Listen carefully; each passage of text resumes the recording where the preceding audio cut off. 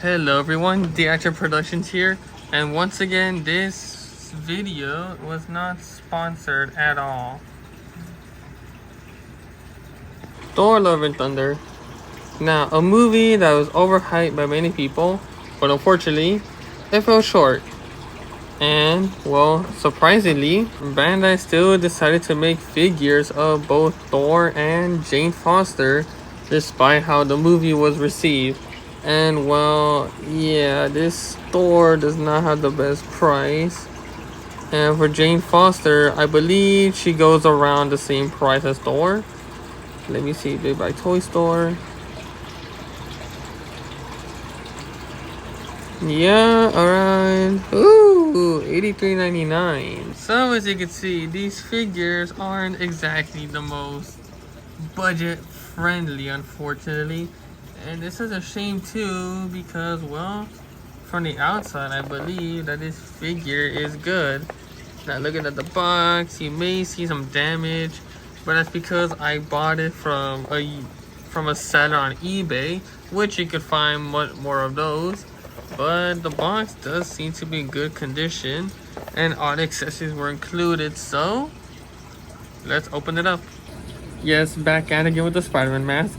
Now I might be thinking, hey, I have Thor, Jane Foster. Do I have the Love and Thunder Thor? Yes, I ended up ordering one on eBay, and I reviewed that one. But first, let's focus on the reason why you clicked the video for. So as you can see, as we take it out of the packaging, you'd probably expect a lot more of accessories, especially for a figure that's an $83.99 price point. Yes, I know the clip that I showed said it's on discount, but even then, it's not worth it. In my opinion, this is like at least like a $40 figure. But you take it around, plastic clear, all the accessories on front. So why do we go ahead and, well, take out of the box? And as you can see, it looks pretty nice. Cape is pretty sturdy. Won't bother that much. As you can see, some of the accessories are her fisted hands.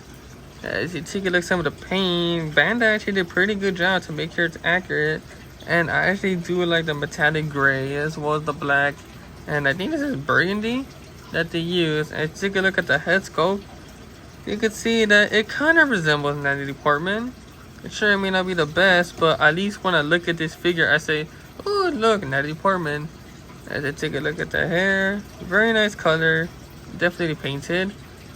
And I just want to give a quick hint, this will be a much shorter video as it doesn't come with a lot of accessories. So speaking of accessories, why don't we just discuss them right now? So as far as interchangeable hands go, she has her hand gripping hands. For what exactly? Let me just get that out. Mjolnir, in which, yes, you can plug it in on both hands. I'll show that in a second. And then her last pair of hands are the kind of like relaxed open hands. Pretty nice gray. She also comes with shorter hair, extra hair pieces. But why exactly? Her mask head sculpt, and it actually looks pretty nice. If I were to display this figure, I recommend using this head, as it does give the whole Mighty Thor feeling. But what exactly do you do? Well, obviously you take off the other head sculpt. You take off this extra piece right here. You put in the spare piece first. You put in her longer hair down here. Just gotta make sure it just stays down. And then you just tap it in and boom, Mighty Thor. And then for the hammer, just to not risk breaking the hand, you just flip this up. You slid the handle right through.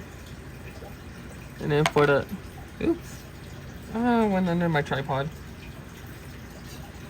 It just go right here, just kind of line it up so it just goes in the hole.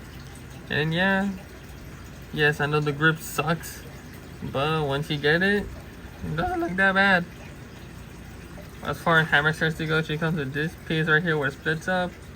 Unfortunately, I do not know where the connection is, But if I do find it, I'll tell you guys later in the video. And then last but not least, a lightning effect for when she's shooting lightning at her enemies. And yeah, this is actually a pretty cool effect. And as you spin around, you can see the amount of paint that they use, the different shades of blue. So yeah, this actually fits. Unfortunately, that's it. That's all the accessories. I'm not fooling you. $83.99 by the way. For a hammer, only 2 pairs of interchangeable hands, hair pieces, a braking effect, and then a lightning effect. That is it. So yeah, it is kind of a shame how Bandai decided to price this at $83.99 instead of like $50 or $40, especially since this figure does not have a lot in it. And yeah, really a shame, but does it make it for quality? Well, articulation, arm 360, bicep swivel, bicep can go 360, wrist rotation, the hand can also do full 360. Same thing on the other arm, just to show that they actually did make sure to add articulation onto them. 360 here. Luckily with Bandai is that the figures feel so quality, you shouldn't be afraid to, you shouldn't have a fear of it breaking. The legs might be a bit limited hard because of this piece, but double jointed in the knee, so it could go all the way down. Ankle pivot, not so much.